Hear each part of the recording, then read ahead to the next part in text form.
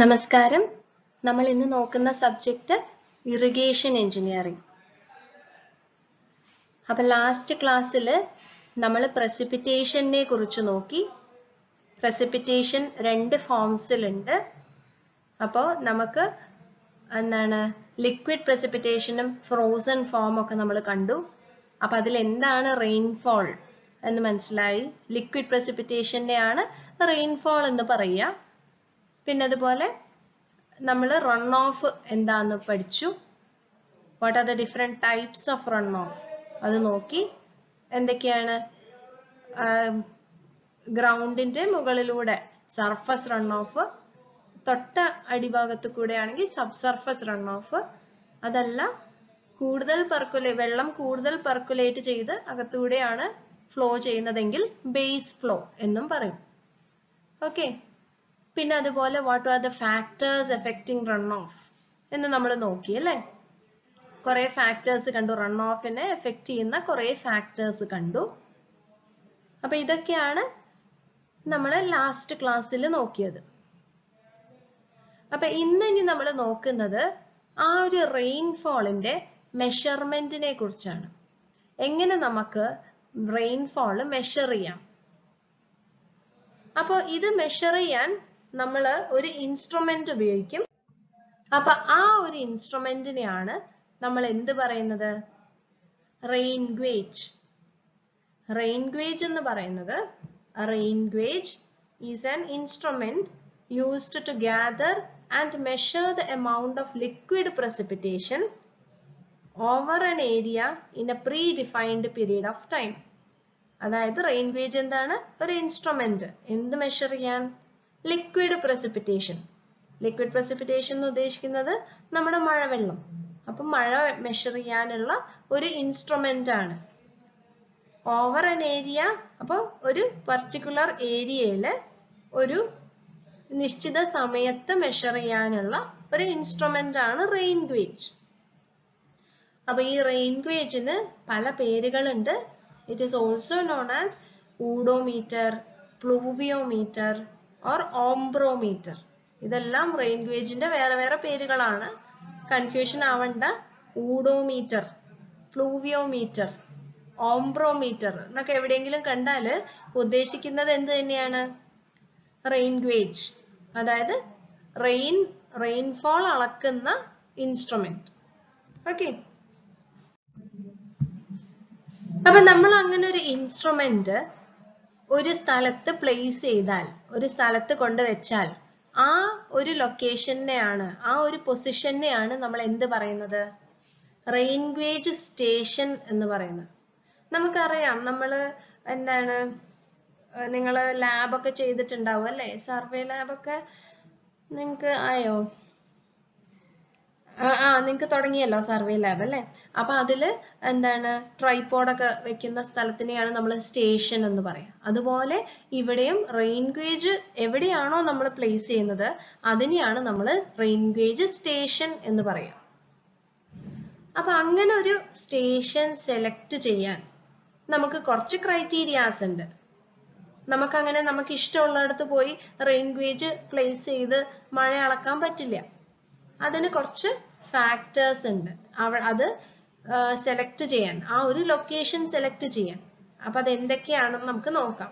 What are the factors for site selection of rain gauge station. അപ്പൊ rain gauge station fix ചെയ്യാൻ, site select ചെയ്യാനുള്ള factors നമുക്ക് നോക്കാം. അപ്പൊ അങ്ങനെ ഒരു സൈറ്റ് സെലക്ട് ചെയ്യുമ്പോൾ നമ്മൾ ആദ്യം ശ്രദ്ധിക്കേണ്ട ഒരു കാര്യം, the site where a rain gauge is set up should be an open place. അതൊരു ഓപ്പൺ പ്ലേസ് ആയിരിക്കണം. അതായത് അവിടെ വേറെ ഒരു ഡിസ്റ്റർബൻസ് അല്ലെങ്കിൽ ഒബ്സ്ട്രക്ഷൻസ് ഒന്നും ഉണ്ടാവാൻ പാടില്ല. ഇപ്പൊ ഞാനൊരു എക്സാമ്പിൾ പറയുകയാണെങ്കിൽ, ടോൾ ബിൽഡിങ്സ്, അതൊക്കെ ഇപ്പൊ മഴ പെയ്യാണ്. ഇപ്പൊ ഞാൻ ഒരു റെയിൻ ഗേജ് എൻ്റെ വീട്ടിന്റെ മുന്നിൽ വെച്ചു വിചാരിക്കുക, വീടിന് തൊട്ട് മുന്നിൽ വെച്ചു. അപ്പൊ മഴ പെയ്യാണ്. അപ്പോ കുറെ മഴ എന്ത് പറ്റും, കുറെ വെള്ളം ആ വീടിന്റെ റൂഫോ അല്ലെങ്കിൽ വാൾസ് തട്ടിയിട്ട് എൻ്റെ റെയിൻ ഗേജിലേക്ക് പോവാത്ത ഒരു കുഴപ്പം ഉണ്ടാവും അല്ലെ? അതൊരു പ്രോബ്ലം ആണ്. അപ്പൊ നമ്മൾ എന്ത് ചെയ്യണം? ഈ ഒരു റെയിൻ ഗേജ് എന്ന് പറയുന്നത് അങ്ങനത്തെ ഒബ്സ്ട്രക്ഷൻസ് വരാതെ കുറച്ച് ദൂരെ കൊണ്ടുപോയി പ്ലേസ് ചെയ്യണം. അതായത് നമുക്ക് ഒരു ഗ്രൗണ്ട്, ഒരു ലെവൽ ഗ്രൗണ്ട് ഉണ്ട്, നമുക്ക് ട്രീസ് ഒന്നും ഇല്ലാതെ ഇപ്പോ ഒരു പ്ലെയിൻ ലെവൽ ഗ്രൗണ്ട് ഉണ്ടെങ്കിൽ അവിടെ പ്ലേസ് ചെയ്യാൻ പറ്റും നമുക്ക് റെയിൻ ഗേജ്. അതാണ് ഈ ഉദ്ദേശിക്കുന്നത്. The site where a rain gauge is set up should be an open place. Open place ആയിരിക്കണം. അവിടെ എന്ത് പാടില്ല? ഒബ്സ്ട്രക്ഷൻസ് ഒന്നും തന്നെ പാടില്ല. പിന്നെ പറയുന്നത് the distance between the rain gauge and the nearest object should be at least twice the height of the object. അപ്പോ നമ്മുടെ റെയിൻ ഗേജ് ഞാൻ പറഞ്ഞു അടുത്ത ചുറ്റുവട്ടത്തൊന്നും ഒബ്സ്ട്രക്ഷൻസ് ഉണ്ടാവാൻ പാടില്ല. പിന്നെ പറയുന്നത് എന്താന്ന് വെച്ചാൽ ആ ഒബ്സ്ട്രക്ഷൻ ഏറ്റവും അടുത്ത് എവിടെയാണോ ഉള്ളത്, അപ്പൊ ആ ഒരു ഒബ്സ്ട്രക്ഷനും റെയിൻ ഗേജും തമ്മിലുള്ള ദൂരം എത്ര ആയിരിക്കണം? എത്രയിലും കൂടുതലായിരിക്കണം? Twice the height of the object. അപ്പൊ ആ ഒരു ഒബ്ജക്റ്റ് സപ്പോസ് അതൊരു ബിൽഡിംഗ് ആണെങ്കിൽ 2 times the height of the building. അപ്പൊ ആ രണ്ടിരട്ടി, ബിൽഡിങ്ങിന്റെ രണ്ടിരട്ടി ഹൈറ്റിലും കൂടുതലായിരിക്കണം ഡിസ്റ്റൻസ്. റെയിൻ ഗേജും ആ ഒബ്സ്ട്രക്ഷനും തമ്മിലുള്ള distance twice the height of the obstruction, അതിലും കൂടുതലായിരിക്കണം. പിന്നെ പറയുന്ന in no case it should be less than 30 metre. 30 മീറ്ററിൽ കുറയാനും പാടില്ല. അതായത് മിനിമം 30 മീറ്റർ ഉണ്ടായിരിക്കണം ആ ഒരു ഒബ്സ്ട്രക്ഷന്റെയും റെയിൻ ഗേജിന്റെ ഇടയിലുള്ള ഡിസ്റ്റൻസ്. മിനിമം 30 മീറ്റേഴ്സ് ആയിരിക്കണം. പിന്നെ അതുപോലെ തന്നെ 30യിൽ കൂടാം, അതിന് കുഴപ്പമില്ല, 30യിൽ കുറയാൻ പാടില്ല. പിന്നെ പറയുന്നത് the rain gauge should never be situated on the side or top of a hill if a suitable site on a level ground can be found. നമുക്ക് ഒരു ഹില്ലി ഏരിയ ആണ് തന്നതെന്ന് വിചാരിക്കാം. അങ്ങനത്തെ ഒരു ഹില്ലി ഏരിയ ആണെങ്കിൽ എവിടെയാണോ ഒരു പ്ലെയിൻ സർഫസ് വരുന്നത് അവിടെ ഈ റെയിൻ ഗേജ് വെക്കാൻ പാടും. അതല്ലാതെ ആ ഒരു ഹില്ലിന്റെ സൈഡിലോ ആ ഒരു സ്ലോപ്പിംഗ് സൈഡിലോ അല്ലെങ്കിൽ കുന്നിന്റെ മുകളിലോ ഒന്നും കൊണ്ടുപോയി റെയിൻ ഗേജ് വെക്കാൻ പാടില്ല. പിന്നെ അതുപോലെ തന്നെ in the hills where it is difficult to find level space, ഇനി അങ്ങനെ ഒരു ലെവൽ സ്പേസ് കണ്ടുപിടിക്കാൻ ബുദ്ധിമുട്ടാണെങ്കിൽ, അങ്ങനെ ഒരു മലയോര പ്രദേശത്ത് ലെവൽ സ്പേസ് കണ്ടുപിടിക്കാൻ ബുദ്ധിമുട്ടാണെങ്കിൽ the site for the gauge should be chosen where it is best shielded from high wind. അതായത് കാറ്റിൽ നിന്ന് പ്രൊട്ടക്റ്റഡ് ആയിരിക്കണം നമ്മുടെ rain gauge. and where the wind does not cause eddies. eddies അതായത് eddies എന്ന് പറഞ്ഞാൽ എന്താ? വിൻഡിന്റെ eddies. eddy എന്ന് പറഞ്ഞു കഴിഞ്ഞാൽ ഒരു സർക്കുലാർ മോഷൻ, അതിനെയാണ് നമ്മൾ eddies എന്ന് വിളിക്കുക. eddy ഒരു എന്താ പറയാ, ഒരു സർക്കുലാർ മോഷനിൽ വരുന്ന ഒരു എന്തും നമ്മൾ eddies എന്നാ വിളിക്കുക. അത് വാട്ടർ ആണെങ്കിൽ വാട്ടറിനെയും വിളിക്കും. അതുപോലെ തന്നെ വിൻഡിന്റെ കേസില് കാറ്റ്, ഈ ചുഴലിക്കാറ്റൊക്കെ പോലെ എന്താണ് സർക്കുലർ മോഷനിൽ അടിക്കുന്ന വിൻഡ്. അപ്പൊ അങ്ങനത്തെ ഡിസ്റ്റർബൻസസ് ഒന്നും ഉണ്ടാവാൻ പാടില്ല. പിന്നെ അതുപോലെ തന്നെ കാറ്റിൽ നിന്ന് വളരെ പ്രൊട്ടക്റ്റഡ് ആയിരിക്കണം നമ്മുടെ റെയിൻ ഗേജ്. പിന്നെ അവസാനത്തെ പോയിന്റ് പറയുന്നത് a fence if erected to protect the gauge from cattle etc should be so located that the distance of the fence is not less than twice its height. നമ്മളൊരു fence കെട്ടാണ്. Fence എന്ന് വെച്ചാൽ എന്താ? വേലി കെട്ടാണ്. എന്തിനാണ് വേലി കെട്ടുന്നത്? To protect the rain gauge from കാറ്റിൽ. അതായത് കാറ്റിൽസിൽ നിന്ന്, ആനിമൽസിൽ നിന്ന് പ്രൊട്ടക്ട് ചെയ്യാൻ വേണ്ടി നമ്മൾ വേലി കെട്ടുകയാണെങ്കിൽ ആ ഒരു വേലിയും റെയിൻ ഗേജും തമ്മിലുള്ള ഡിസ്റ്റൻസ് എന്ന് പറയുന്നത് it should not be less than twice its height. ആ ഫെൻസിന്റെ 2 ഇരട്ടി ഹൈറ്റ് എങ്കിലും മിനിമം ഉണ്ടായിരിക്കണം. എന്ത്? Distance between the fence and the rain gauge. അതാണ് പറയുന്നത്. ഓക്കെ. ഇനി നമുക്ക് മെഷർമെന്റ് ഓഫ് റെയിൻഫോൾ നോക്കാം. റെയിൻഫോള് നമുക്ക് എങ്ങനെ മെഷർ ചെയ്യാം? അപ്പൊ നമുക്ക് ഈ റെയിൻഫോള് മെഷർ ചെയ്യാന്ന് പറയുന്നത് വളരെ ഇമ്പോർട്ടന്റ് ആയിട്ടുള്ള ഒരു കാര്യമാണ്. കാരണം നമ്മളിപ്പോ പഠിച്ചുകൊണ്ടിരിക്കുന്ന ഇറിഗേഷൻ എഞ്ചിനീയറിംഗ് അല്ലെ? ഇറിഗേഷനിൽ വാട്ടർ നമ്മൾ എന്ത് ചെയ്യണം? വാട്ടർ ക്രോപ്സിന് കൊടുക്കണം. നമ്മൾ കനാലിലൂടെ കൊടുക്കണം.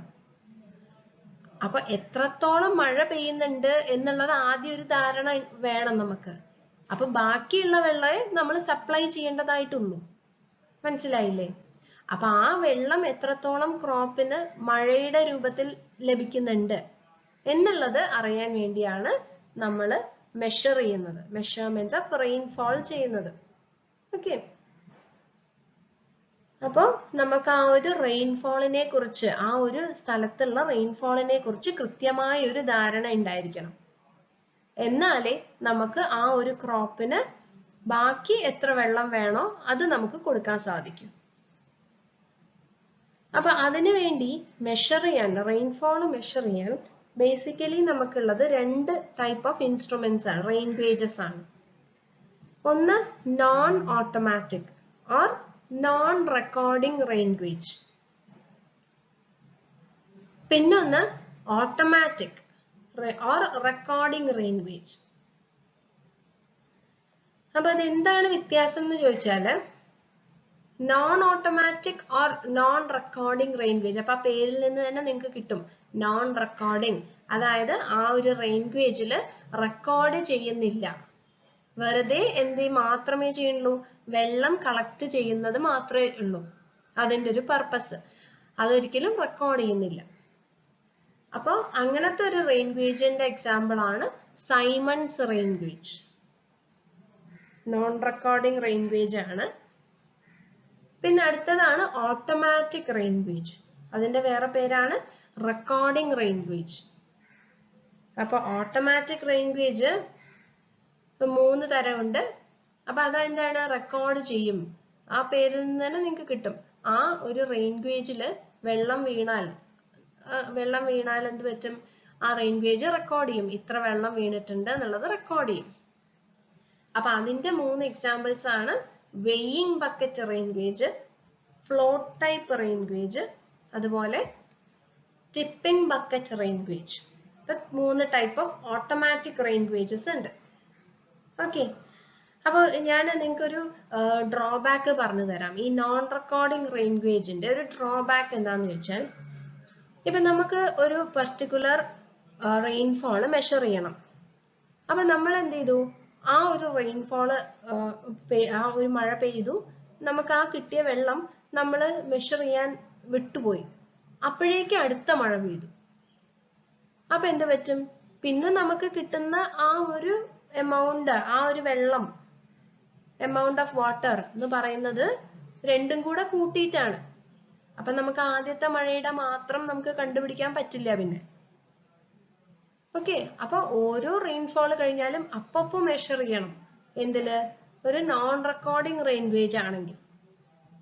നേരെ മറിച്ച് റെക്കോർഡിംഗ് റെയിൻ ഗേജ് ആണെങ്കിലോ, ഒരു മഴ പെയ്താൽ അതിന്റെ ഇന്റൻസിറ്റി എത്രയാണോ അത് റെക്കോർഡ് ചെയ്യും. പിന്നെ അടുത്ത മഴ പെയ്താൽ അത് വീണ്ടും റെക്കോർഡ് ചെയ്യും. സോ നമുക്ക് ഓരോന്ന് കഴിഞ്ഞ് അപ്പപ്പോ എടുക്കണമെന്നില്ല. അപ്പപ്പോ നമുക്ക് ആ ഒരു കണ്ടെയ്നർ ക്ലീൻ ആക്കണമെന്നില്ല. ഓക്കെ,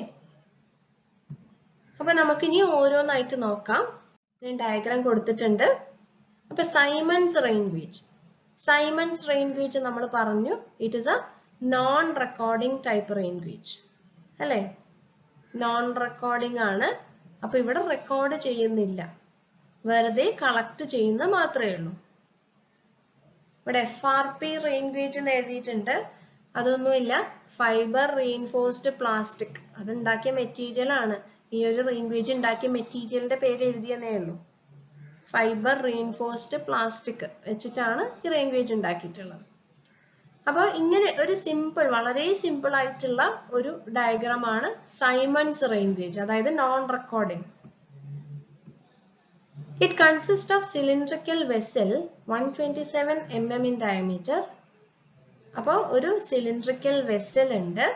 കണ്ടോ സിലിണ്ടറിക്കൽ വെസൽ ഉണ്ട്.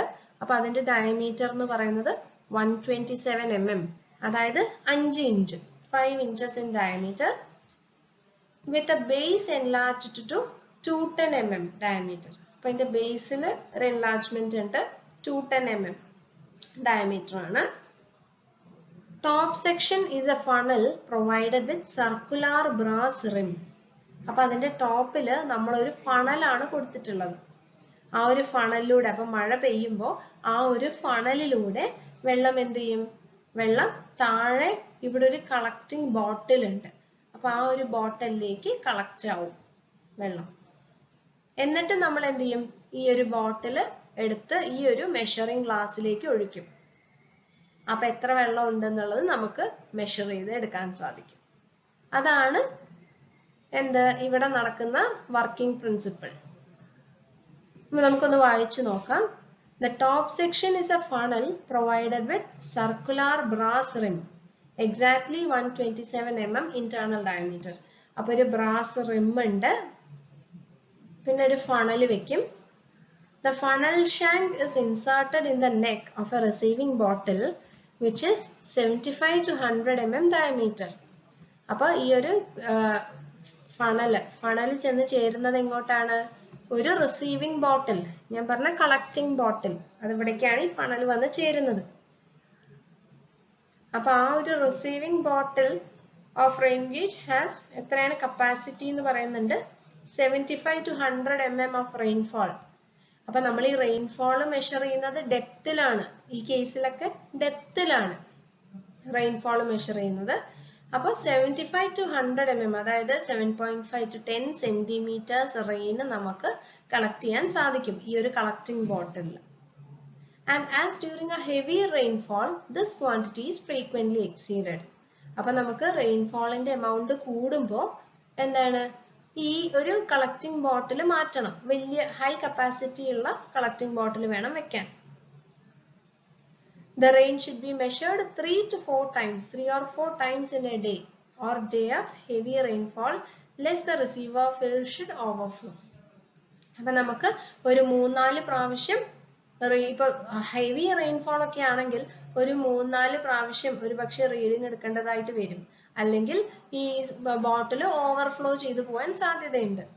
ഹെവി റെയിൻഫോളിന്റെ കേസിലാണ് പറയുന്നത്. A cylindrical graduated measuring glass is furnished with each instrument. അപ്പൊ ഞാൻ പറഞ്ഞു ഒരു മെഷറിംഗ് ഗ്ലാസ് ഉണ്ട്. അപ്പൊ ആ ഒരു മെഷറിംഗ് ഗ്ലാസ്സിൽ ഒഴിച്ചിട്ടാണ് നമ്മൾ മെഷർ ചെയ്യാം. അപ്പൊ വിച്ച് റീച്ച്ഡ് 0.2 mm. അപ്പൊ അതിന്റെ ആ ഒരു മെഷറിംഗ് ഗ്ലാസിന്റെ ലീസ്റ്റ് കൗണ്ട് ആണ് പറയുന്നത്. 0.2 mm എന്ന് പറയുന്നത് അതിന്റെ ലീസ്റ്റ് കൗണ്ട്. എന്നുവെച്ചാൽ ലീസ്റ്റ് കൗണ്ട് എന്താണ്? ഏറ്റവും ചെറിയ റീഡിംഗ്, ഈ ഒരു മെഷറിംഗ് ഗ്ലാസ്സിന് മെഷർ ചെയ്യാൻ പറ്റുന്ന ഏറ്റവും സ്മോളസ്റ്റ് റീഡിംഗ്, അതിനെയാണ് നമ്മൾ ലീസ്റ്റ് കൗണ്ട് എന്ന് പറയാം, അല്ലേ? അപ്പൊ അതിന്റെ ലീസ്റ്റ് കൗണ്ട് 0.2 mm ആണ്. ഇപ്പൊ നിങ്ങളുടെ ഒരു സ്കെയിലിന്റെ ലീസ്റ്റ് കൗണ്ട് എത്രയാണ് ചോദിച്ചാൽ എന്താ പറയാ? നിങ്ങളുടെ 15 cm സ്കെയിലില്ലേ സാധാരണ ഉപയോഗിക്കുന്നത്? അപ്പൊ അങ്ങനത്തെ ഒരു സ്കെയിലിന്റെ ലീസ്റ്റ് കൗണ്ട് 1 mm. 1 mm അല്ലേ അതിന്റെ? അതിൽ ഏറ്റവും ചെറിയ റീഡിംഗ് 1 mm ആണ് എടുക്കാൻ പറ്റുന്നത്. അതുപോലെ ഈ ഒരു മെഷറിംഗ് ഗ്ലാസ്സിൽ എടുക്കാൻ പറ്റുന്ന മിനിമം റീഡിംഗ് 0.2 mm ആണ്. The rainfall should be estimated to the nearest 0.1 mm. അപ്പൊ നമ്മൾ അക്യുറസി വേണ്ടത് 0.1 mm അക്യുറസിയിൽ വേണം മെഷർ ചെയ്യാൻ. പിന്നെന്താ പറയുന്നത്? The rain gauge is set up in a concrete block 60 cm by 60 cm by 60 cm. അപ്പോൾ ഈ ഒരു മുഴുവൻ ഈ ഒരു മെഷറിംഗ് സിലിണ്ടർ ഒരു കോൺക്രീറ്റ് ബ്ലോക്കിന്റെ മുകളിലാണ് വെച്ചിട്ടുള്ളത്, ഉള്ളിലേക്ക് ഇറക്കിയിട്ടാണ് വെച്ചിട്ടുള്ളത്. ആ ഒരു കോൺക്രീറ്റ് ബ്ലോക്കിന്റെ ഡയമെൻഷൻ പറഞ്ഞു 60 by 60 by 60 cm. അതുപോലെ the rim should be 305 mm above the surface of the ground. അതായത് ഗ്രൗണ്ടിന്റെ മുകളിൽ ഉള്ള ഹൈറ്റ് എന്ന് പറയുന്നത് എത്രയായിരിക്കണം? 30.5 centimeters or 305 mm ആയിരിക്കണം മുകളിലേക്കുള്ള ഹൈറ്റ്. ഇതവിടെ കാണിച്ചിട്ടുണ്ട്. ഓക്കെ, അപ്പൊ ഇതാണ് സൈമൺസ് റെയിൻ ഗേജ്. ഒരു ഫണലിലൂടെ വരും, എന്നിട്ട് ഒരു കളക്ടിങ് ബോട്ടിലിൽ കളക്ട് ചെയ്യും, എന്നിട്ട് ഈ ബോട്ടിലിൽ നമ്മൾ അതിലുള്ള വെള്ളം ഒരു മെഷറിംഗ് ഗ്ലാസ്സിലേക്ക് ഒഴിച്ച് അളക്കും. ഓക്കെ, അപ്പൊ ഇതാണ് നോൺ റെക്കോർഡിംഗ് ടൈപ്പ്. ഇനി നമുക്ക് റെക്കോർഡിംഗ് ടൈപ്പ് റെയിൻ ഗേജസിനെ നോക്കാം. അതിൽ ആദ്യം പറയുന്നതാണ് weighing bucket type rain gauge. അപ്പൊ എന്താണ് weighing bucket type rain gauge? അപ്പോ ആ ഒരു പേര് കേട്ടാൽ തന്നെ നമുക്ക് ഊഹിക്കാം, ഒരു വെയിങ് ബക്കറ്റ്, അതായത് ഒരു ബക്കറ്റ് ഉണ്ട്, അത് ഒരു വെയിങ് ബാലൻസ് പോലെ ഉള്ള ഒരു അറേഞ്ച്മെന്റ് ആണ് ഇവിടെ ഉള്ളത്. ഒരു വെയിങ് ബാലൻസിലൊക്കെ നമ്മൾ എങ്ങനെയാണ്, വെയിറ്റ് കൂടുന്തോറും ഇത് താഴ്ന്നു വരും. അങ്ങനത്തെ ഒരു അറേഞ്ച്മെന്റ് ആണ് ഇവിടെ കൊടുത്തിട്ടുള്ളത്. ഈ ഒരു ഇതിന്റെ പ്രത്യേകത എന്താ? സെൽഫ് റെക്കോർഡിംഗ് ഗേജ് ആണ്. അതായത് ഈ ഒരു ബക്കറ്റിൽ വെയിറ്റ് കൂടുന്തോറും ഈ ബക്കറ്റ് താഴ്ന്നു വരും. അപ്പൊ ആ ഒരു അത് താഴുമ്പോ എന്ത് പറ്റും? ഇവിടെ നമ്മളൊരു ഗ്രാഫ് കൊടുത്തിട്ടുണ്ട്. ഞാൻ പറഞ്ഞ ഒരു ഗ്രിഡ് ലൈൻസ് ഉള്ള ഒരു ഷീറ്റ് ഓഫ് പേപ്പർ കൊടുത്തിട്ടുണ്ട്. അപ്പൊ നമ്മൾ എന്ത് ചെയ്യുന്നുണ്ട്? ഈ ബക്കറ്റിനോട് അറ്റാച്ച് ചെയ്ത് ഒരു പെന്ന് കൊടുക്കുന്നുണ്ട്. അപ്പോ ബക്കറ്റ് താഴുമ്പോ ഈ പെന്ന് അതിനനുസരിച്ച് മൂവ് ചെയ്യും. അപ്പൊ ആ ഒരു ഗ്രാഫിക്കൽ പ്ലോട്ട് നമുക്ക് കിട്ടും. അതാണ് ഈ വെയിങ് ബക്കറ്റ് ടൈപ്പ് റെയിൻ ഗേജിന്റെ പ്രിൻസിപ്പിൾ. ഇതാ ഇങ്ങനെ കണ്ടില്ലേ, ഒരു വര വരച്ചു പോകുന്നത്. അപ്പൊ അതാണ് വെയിങ് ബക്കറ്റ് ടൈപ്പ്. നമുക്ക് വായിച്ചു നോക്കാം. It is a self-recording gauge ആണ്. Self-recording gauge and used to determine the rate of rainfall over short periods of time. അപ്പൊ ചെറിയ ടൈം പീരീഡിൽ നമുക്ക് മെഷർ ചെയ്യാൻ സഹായിക്കുന്ന ഒരു ഇൻസ്ട്രുമെന്റ് ആണ് weighing bucket type rain gauge. Most common type of self recording gauge is weighing bucket type rain gauge. അപ്പൊ ഇതാണ് മോസ്റ്റ് കോമൺലി നമ്മൾ ഉപയോഗിക്കുന്ന, മോസ്റ്റ് കോമൺ ആയിട്ട് കാണുന്ന ടൈപ്പാണ്, ഒരു ഇൻസ്ട്രുമെന്റ് ആണ് ഇത്. It consists of a receiver bucket supported by a spring or lever balance or any other weighing mechanism. അപ്പൊ അതിന് ഒരു ബക്കറ്റ് ഉണ്ട്. അപ്പൊ ഈ ഫണലിലൂടെ വെള്ളം വന്ന് വീഴുന്നത് ബക്കറ്റിലേക്കാണ്. അപ്പൊ ആ ബക്കറ്റ് പ്ലേസ് ചെയ്തിരിക്കുന്നത് ഒരു ബാലൻസിന്റെ മുകളിലാണ്. അപ്പൊ അതിനനുസരിച്ച് ആ വെയിറ്റ് കൂടുന്നതിനനുസരിച്ച് ബാലൻസ് താഴും. അപ്പൊ അതിനനുസരിച്ച് ആ പെന്ന് മൂവ് ചെയ്യും. The movement of the bucket due to its increasing weight is transmitted to a pen which traces the record on a clock driven chart. അപ്പൊ ഇങ്ങനെ റൊട്ടേറ്റിംഗ് ആയിട്ടുള്ള ഒരു ചാർട്ട് ആണത്. അതാണ് ക്ലോക്ക് ഡ്രിവൺ ചാർട്ട് എന്ന് ഉദ്ദേശിക്കുന്നത്. ഇങ്ങനെ റൊട്ടേറ്റ് ചെയ്യും ഈ ചാർട്ട്. അപ്പൊ അതിനനുസരിച്ച് ആ പെൻ ഇങ്ങനെ പ്ലോട്ട് ചെയ്യും. അതാണ് ഈ വെയിങ് ബക്കറ്റ് ടൈപ്പ് റെയിൻ ഗേജിന്റെ വർക്കിംഗ് പ്രിൻസിപ്പിൾ. ഇനി അടുത്തത് നോക്കാം. അടുത്തത് tipping bucket type rain gauge. Tipping bucket type rain gauge എന്ന് പറഞ്ഞാൽ ഇതും ആ പേര് സൂചിപ്പിക്കുന്നത് പോലെ തന്നെ ടിപ്പിംഗ്, അതായത് ഒരു ചെറിയ ബക്കറ്റ് ഉണ്ട്. ഇവിടെ എങ്ങനെയാണെന്ന് ചോദിച്ചാല് ഇപ്പൊ ഇതില് ഫണലിലൂടെ വെള്ളം വീഴും, മഴവെള്ളം വീഴും. ഈ ഫണലിൽ നിന്ന് ഓരോ തുള്ളികള് ഈ ടിപ്പിംഗ് ബക്കറ്റിന്റെ മുകളിലേക്കാണ് വീഴുന്നത്. ഓക്കെ, ഈ ടിപ്പിംഗ് ബക്കറ്റിൽ ഒരു തുള്ളി വീഴുമ്പോ എന്ത് പറ്റും? ഈ ബക്കറ്റ് ഇപ്പൊ സ്ലാൻഡിങ് ആയിട്ടാണ് ഇരിക്കുന്നത്, അതായത് ചെരിഞ്ഞിട്ടാണ് ഇരിക്കുന്നത്. അപ്പോൾ ഈ ഭാഗത്തേക്ക് ഒരു തുള്ളി വീഴുമ്പോ ഈ ആ ഒരു റൈറ്റിലേക്ക് ചെരിയും അല്ലെ? എന്നിട്ട് ആ ഒരു തുള്ളി ഈ മെഷറിംഗ് ട്യൂബിലേക്ക് വീഴും. പിന്നെ അടുത്ത തുള്ളി അപ്പോ അടുത്ത ലെഫ്റ്റിലെ പോർഷനിലേക്കാണ് വീഴുക. അപ്പൊ ലെഫ്റ്റ് വീണ്ടും താഴും. അങ്ങനെ ടിപ്പ് ചെയ്ത് കളിക്കും. ലെഫ്റ്റിലേക്കും റൈറ്റിലേക്കും മാറി മാറി ടിപ്പ് ചെയ്ത് കളിക്കുന്നതാണ് ടിപ്പിംഗ് ബക്കറ്റ്. ആ ഒരു മാറുന്നതിനനുസരിച്ച് എന്ത് പറ്റും? ഗ്രാഫിൽ റെക്കോർഡ് ആവും. ഓക്കെ, ഇതിന്റെ ഒരു എൻലാർജ്ഡ് വ്യൂ ആണ് ഇവിടെ കാണിച്ചിട്ടുള്ളത്. ഇവിടെ ഒരു സ്മോൾ ബക്കറ്റ് ഉണ്ട്. അപ്പൊ അതൊരു പിവട്ടിലാണ് ഫിക്സ് ചെയ്ത് വെച്ചിട്ടുള്ളത് ഈ ഒരു ബക്കറ്റ്. അപ്പൊ വെള്ളം വീഴുമ്പോ ഈ ഒരു പോർഷനിൽ ഇതാ വെള്ളം വീഴാണ്. അപ്പൊ ഈ ഒരു പോർഷനിൽ വെയിറ്റ് കൂടും. അപ്പൊ അത് താഴും. എന്നിട്ട് താഴ്ന്നിട്ട് ആ വെള്ളം മെഷറിംഗ് ട്യൂബിലാണ് കളക്ട് ചെയ്യുന്നത്. പിന്നെ അടുത്ത ഡ്രോപ്പ് വീഴുക അപ്പൊ റൈറ്റ് സൈഡിലായിരിക്കും. അപ്പൊ അങ്ങനെ ആ ഒരു പിവട്ട് അല്ലേ എന്ന് വെച്ചാൽ നമ്മുടെ സീസോ ഒക്കെ പോലെ പാർക്കിലെ സീസോ ഒക്കെ കണ്ടിട്ടില്ലേ അതുപോലത്തെ ഒരു അറേഞ്ച്മെന്റ് ആണ്. അപ്പൊ നമുക്ക് വായിക്കാം. It consists of 30 cm diameter sharp edge receiver. അപ്പൊ ആ ഒരു റിസീവറിന്റെ ഡയമീറ്റർ പറഞ്ഞിട്ടുണ്ട് 30 cm diameter. At the end of the receiver is provided a funnel. അപ്പോൾ ഈ റിസീവറിന്റെ താഴെ ഒരു ഫണൽ കൊടുത്തിട്ടുണ്ട്. A pair of buckets are pivoted under the funnel in such a way that when one bucket receives 0.25 mm of precipitation, it tips. മനസ്സിലായോ? ആ ഫണലിന്റെ താഴെ ഒരു tipping bucket കൊടുത്തിട്ടുണ്ട്. അപ്പോൾ ഒരു ബക്കറ്റില് 0.25 mm precipitation മഴ വെള്ളം വീണാൽ എന്ത് പറ്റും? അത് ടിപ്പ് ചെയ്യും, ഒരു ഭാഗത്തേക്ക് ചാരും, ഒരു ഭാഗത്തേക്ക് ചെരിയും. Discharging its contents into the container, bringing the other bucket under the funnel.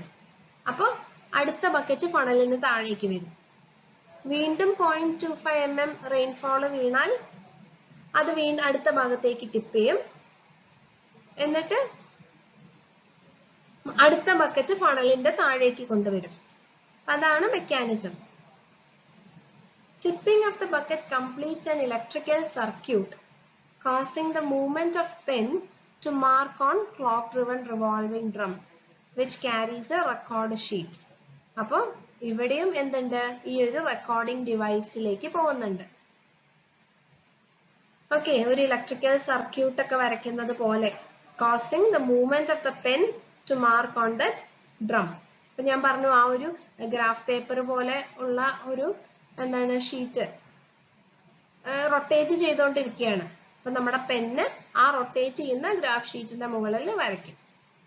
The electrical pulses generated due to the tipping of the bucket is recorded at the control room far away from the rain gauge station. അപ്പൊ ഇതിന്റെ വ്യത്യാസം എന്താണ്? നമ്മുടെ weighing ബക്കറ്റിലൊക്കെ ആ ഒരു ഇൻസ്ട്രുമെന്റിൽ തന്നെ ഉണ്ടായിരുന്നു ആ ഒരു ചാർട്ട് അല്ലേ? പക്ഷേങ്കിൽ ടിപ്പിംഗ് ബക്കറ്റ് ആണെങ്കിൽ എവിടെയാണ് അത് ലൊക്കേറ്റ് ചെയ്യുന്നത്? at the control room far away from the rain gauge station. അപ്പൊ ഈ ഒരു റെയിൻ ഗേജ് സ്റ്റേഷനിൽ നിന്ന് ഒരുപാട് വിട്ടിട്ടാണ് നമ്മുടെ കൺട്രോൾ റൂം ഉണ്ടാവുക. അപ്പൊ അവിടെയാണ് ഇതിന്റെ പ്ലോട്ട് വരിക. ഓക്കെ, അപ്പൊ അതാണ് tipping bucket type rain gauge.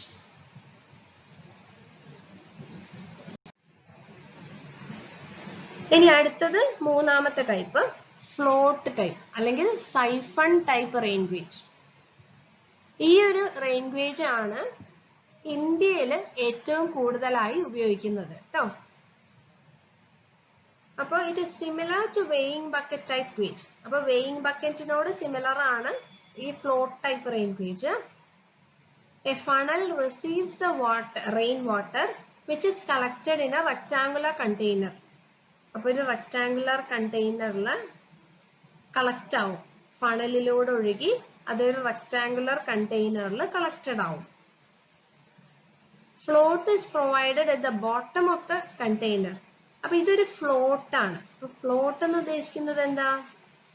വെള്ളം വീഴുമ്പോൾ വെള്ളത്തിന്റെ അളവ് കൂടുന്നതിനനുസരിച്ച് ഇത് പൊന്തി പൊന്തി പോകും. അതാണ് ഫ്ലോട്ട്. ഫ്ലോട്ട് ചെയ്യും. ഇത് ഫ്ലോട്ട് ചെയ്ത് കിടക്കുകയാണ്. അപ്പൊ വെള്ളം കൂടിയാൽ ഇതിങ്ങനെ പൊന്തി പൊന്തി ഫ്ലോട്ട് ചെയ്ത് പോകും. The float is raised as the water level raises in the container. Its movement being recorded by a pen moving on a recording drum actuated by clockwork. അപ്പൊ ഇതന്നെ സിസ്റ്റം അത് തന്നെയാണ്. അപ്പൊ ആ ഫ്ലോട്ട് പൊന്തുന്നതിനനുസരിച്ച് ഈ ഫ്ലോട്ടിൽ നമ്മുടെ പെന്ന് അറ്റാച്ച് ചെയ്തിട്ടുണ്ട്. അപ്പൊ എന്താണ്? ഇവിടെ ഒരു റൊട്ടേറ്റിംഗ് ഡ്രം ഉണ്ട്, ആ ഡ്രമ്മിൽ റെക്കോർഡ് ആവും. അപ്പൊ ഫ്ലോട്ടിന്റെ മൂവ്മെന്റ് അനുസരിച്ചാണ് ഈ റൊട്ടേറ്റിംഗ് ഡ്രമ്മിൽ റെക്കോർഡ് ആവുന്നത്. When the water level in the container rises so that the float touches the top, ആ ഫ്ലോട്ട് ഏറ്റവും മുകളിൽ എത്തിയാൽ the siphon comes into operation. പിന്നെ അവിടെ സൈഫോണിക് ആക്ഷൻ ആണ്. അതായത് വാട്ടർ റിലീസ് ചെയ്യും. വെള്ളം ഇതിലൂടെ റിലീസ് ചെയ്യും. കാരണം മുകളിൽ വരെ എത്തി, ആ ഒരു സിലിണ്ടർ ഫുള്ളായി, അപ്പോൾ ആ വെള്ളം ഡിസ്ചാർജ് ചെയ്യും. Thus all the water in the box is drained out. അപ്പം നമുക്ക് അതിലുള്ള വെള്ളം മുഴുവൻ ഡ്രെയിൻ ഔട്ട് ചെയ്യാൻ സാധിക്കും. അപ്പൊ ഇതാണ് ഒരു ഫ്ലോ ടൈപ്പ് റെയിൻ ഗേജ്.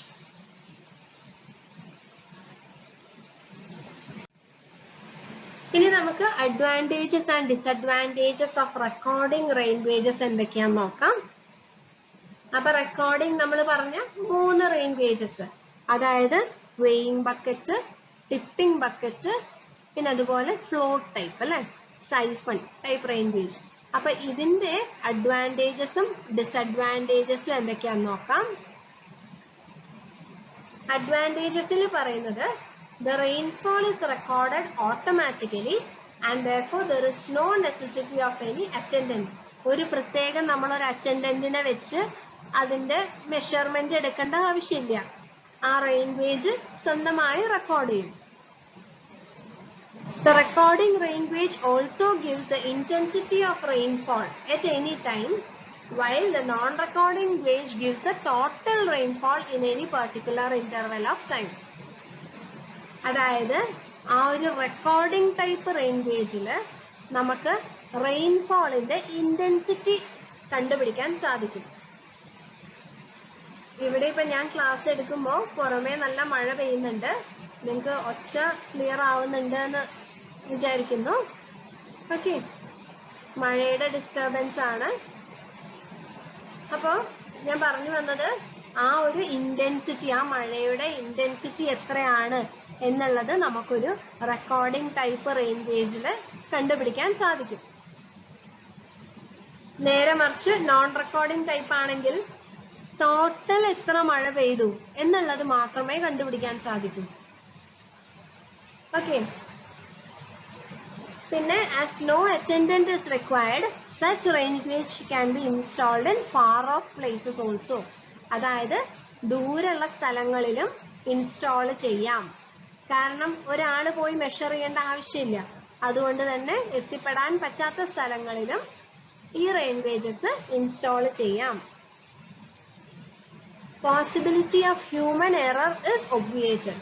അപ്പോൾ ഒരു അറ്റൻഡന്റ് ഇല്ലാത്തത് കൊണ്ട് എറർ വരാൻ സാധ്യത കുറവാണ്. ഹ്യൂമൻ എറർ വരാനുള്ള ചാൻസ് കുറവാണ്. ഇനി ഡിസഡ്വാൻറ്റേജ് നോക്കാം. It is costly in comparison with non-recording gauge. Costly ആണ്. അതുപോലെ fault may develop in electrical or mechanical mechanisms or recording. അപ്പൊ റെക്കോർഡ് ചെയ്യുന്ന സമയത്ത് എന്തെങ്കിലും തെറ്റുകൾ വരാൻ സാധ്യതയുണ്ട്. ഇലക്ട്രിക്കൽ ഓർ മെക്കാനിക്കൽ മെക്കാനിസംസിൽ തെറ്റ് വരാൻ സാധ്യതയുണ്ട്. ഓക്കെ, അപ്പൊ നമുക്ക് ബാക്കി അടുത്ത ക്ലാസ്സിൽ എടുക്കാം. ഓക്കെ, ബാക്കി നമുക്ക് നാളെ എടുക്കാം. Thank you.